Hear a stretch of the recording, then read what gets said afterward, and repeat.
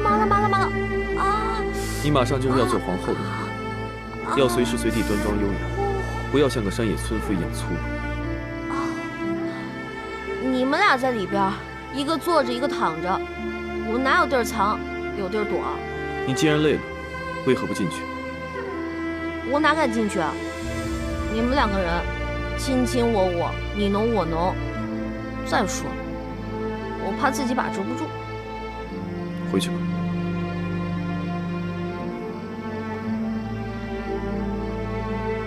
走啊！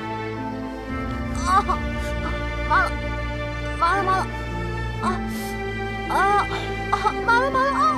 对，哎，麻了！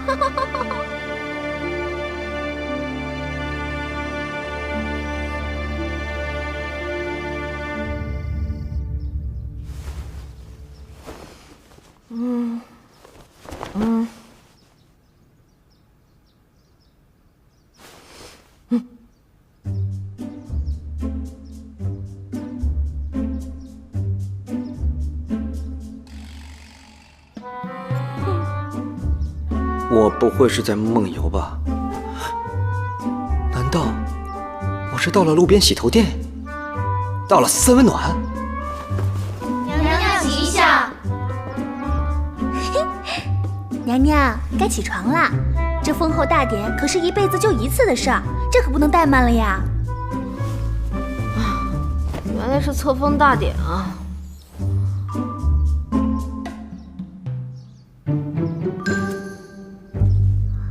娘娘，您的眼光什么时候变得这么挑剔了？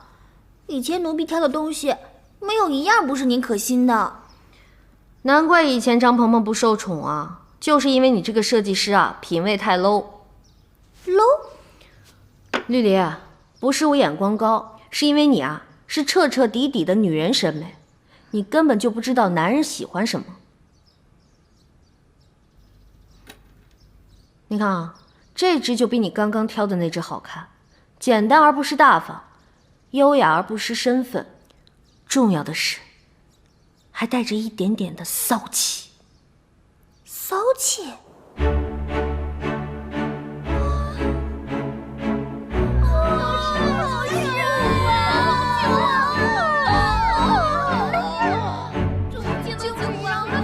宝贝儿啊！你给我设计的这款发型简直是又长了一个头啊！你这是让我变异的节奏啊！娘娘，什么是变异的节奏啊？外面什么情况？不知道。我怎么闻到了一股浓浓的少女思春的味道？啊！九王，给娘娘请安。你怎么来了？这只最配你，优雅大方，极具韵味。九王殿下，方才我们娘娘选的也是这一只。因为这是我们男人的品味。九王，你还真是未见其人先闻其声啊！你的那些粉丝们又被你迷倒了吧？娘娘就不要拿我取笑了。此次我来是因为皇上命我负责封后大典之事，我便来看一看。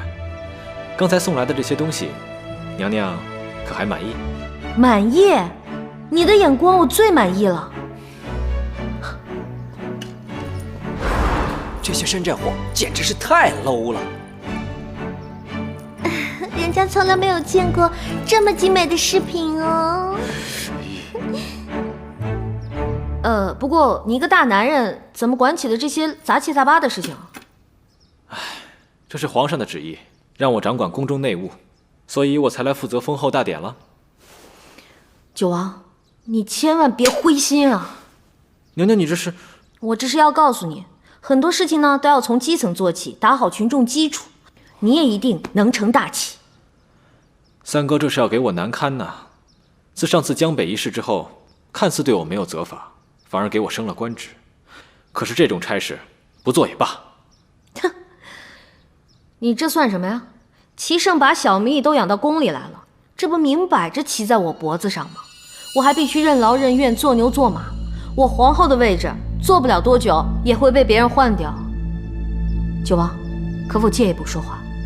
你的那些粉丝们可能在外面听墙根哦。好。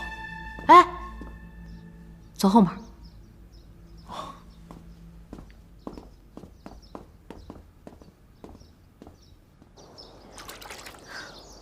如果这个是齐胜，这个是你，这个就是我。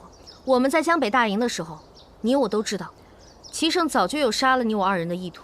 不光是你，就连我对他也是恨之入骨。所以这个三角形显然是不成立的。不过今天我还要跟你说一个三角关系，这也是现在我想对你说的。刚才那个只是给你举个例子，这条是你，这条是我们张家，而这一条就是大名鼎鼎的杨家。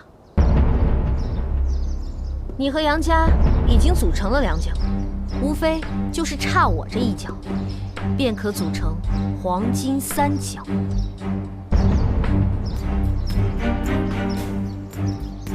彭婆的意思是，黄金三角是这个世界上最稳固、最牢靠的三角，一旦固定，很难拆除。